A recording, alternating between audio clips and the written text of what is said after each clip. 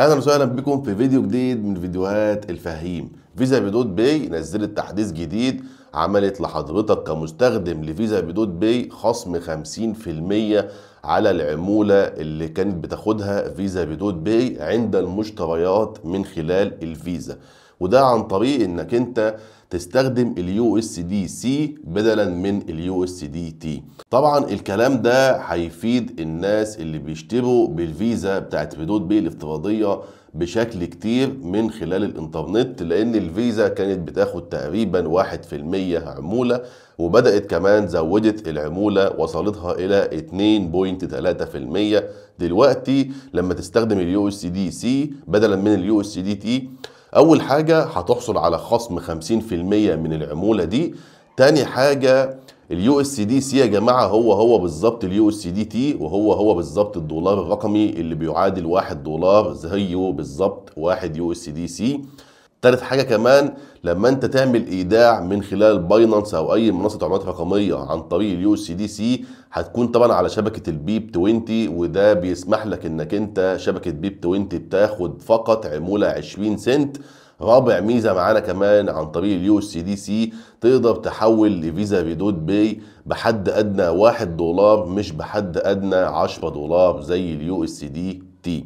خلينا بقى دلوقتي ندخل نشوف الكلام ده على ارض الواقع من خلال تطبيق فيزا بدود باي. واللي ما يعرفش تطبيق فيزا بدود باي وايه هي فيزا بدود باي، باختصار شديد هي فيزا افتراضيه بتكون ساريه لمده 3 سنوات وسعرها 10 دولار امريكي، وبتقدر انك انت تشتري من خلالها من خلال الانترنت، من خلال اي مواقع بره مصر عن طريق الاونلاين خارج مصر، وبتدفع بالدولار. هسيب لك اسفل الفيديو رابط التسجيل المباشر لفيزا بدود باي الافتراضيه للي مش مسجل في الفيزا ولا شاري الفيزا. ودلوقتي لمستخدمين الفيزا، يلا بينا نخش على الموبايل ونشوف الكلام ده من داخل التطبيق عامل ازاي وازاي نستخدمه.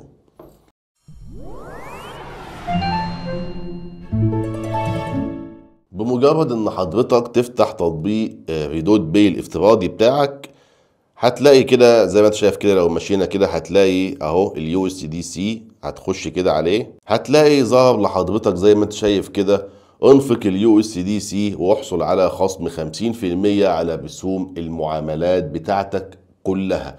يعني لو انت بتشتغل وبتشتري كتير من خلال الفيزا دي من بره مصر، ده طبعا هيفيدك جدا، لانك انت هتوفر 50% من العمولة اللي كانت بتاخدها فيزا بدود باي لما كنت بتستخدم اليو اس دي تي. زي ما انت شايف كده، حدد اليو اس دي سي كخيار للدفع او الاول، قم بالاعداد الان. لو ضغطنا كده، بمجرد انك انت تفعل الخاصية دي هيفتح معاك انك انت تحول او تدفع باليو اس دي سي.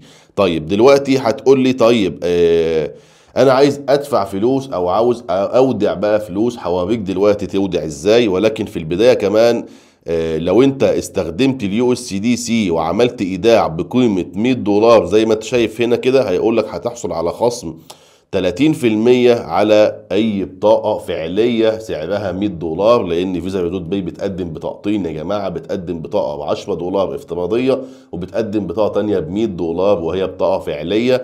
فانت لو عملت ايداع ب 100 يو اس دي سي هتحصل على 30% تخفيض. لو جيت اشتريت بطاقة او فيزا فعلية هتكون واقف عليك ب 70 بدلا من 100. ولو عملت ايداع او حجم الايداعات بتاعتك وصلت الى 1000 دولار او 1000 يو اس دي سي، هتحصل على 50% من شرائك لفيزا افتراضية جديدة اخرى. والكلام ده طبعا يا جماعة بيتطبق على اللي شاري الفيزا قبل كده، مش لازم تشتري فيزا تانية. يعني لو انت عندك فيزا شبيهة ب 10 دولار وشغالة كنت بتستخدم اليو اس دي تي، ينطبق عليك نفس الكلام ده ونفس الخصم ونفس كل حاجة من غير اي مشاكل خالص. مش شرط انك انت تشتري فيزا جديدة. هننزل كده بكل بساطة هتلاقي كلمة ايداع يو اس دي سي، تضغط عليها بالشكل ده. هنا هتختار طبعا الشبكة بي ان بي سمارت شاين بي 20. زي ما انت شايف كده كاتب لك الحد الادنى للايداع هو 1 يو اس دي سي. وبكل بساطة تقدر تاخد العنوان ده بتاع الدفع ده اهو، زي ما انت شايف كده، ناخده كده تم النسخ بنجاح.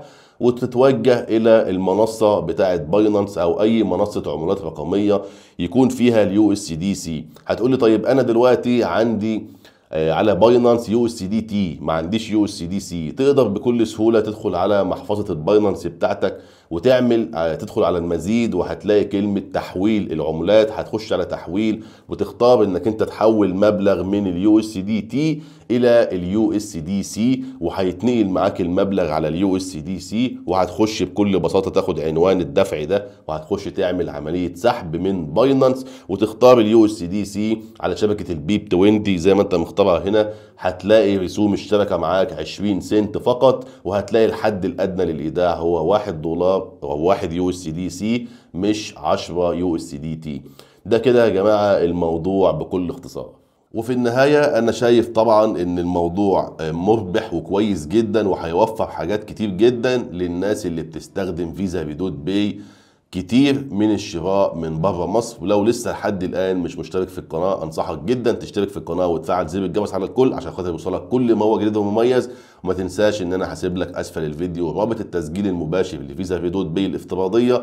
وما تنساش كمان إن أنا عندي على القناة قائمة تشغيل كاملة فيها أكتر من 35 أو 40 فيديو يخص فيزا بدود باي الافتراضية من الألف للياء. وخد بالك كمان إن فيزا بدود باي الافتراضية بتنفع إنها تتربط دلوقتي على الباي بال، سحب وإيداع وتفعيل كلي. وينفع كمان إنك أنت تربط فيزا بدود باي بالباي بال وتشتري أي معاملة أو تعمل أي معاملة من بره مصر ومفيش مثلا دفع غير الباي بال، تربط فيزا بدود باي على الباي بال بتاعك، وبعد كده تعمل الدفع من خلال الباي بال، وهيتم الخصم الفلوس من فيزا بدود باي مش من رصيد الباي بال بتاعك بكل سهولة. وانا شرحت كل الكلام ده عندي على القناة. لحد هنا كانت نهاية الحلقة بتاعتنا.